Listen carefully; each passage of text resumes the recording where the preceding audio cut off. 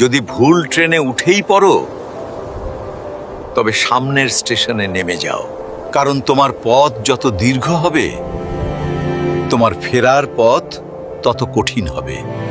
সব শিক্ষা বইয়ের পাতা থেকে নয়, কিছু শিক্ষা পরিস্থিতি আর বাস্তবতা থেকে হয়।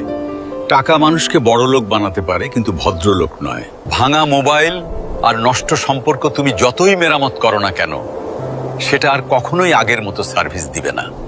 মিথ্যেবাদীরা এখন সবার প্রিয় হয়, আর সত্যবাদীরা হয় অপমানিত আর অবহেলিত।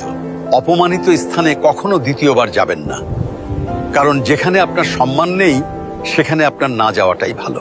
মিথ্যা তখনই জিতে যায় যখন সত্য বলা মানুষগুলো বোবা হয়ে যায়। চরিত্র আর ব্যবহারের যত্ন নিন।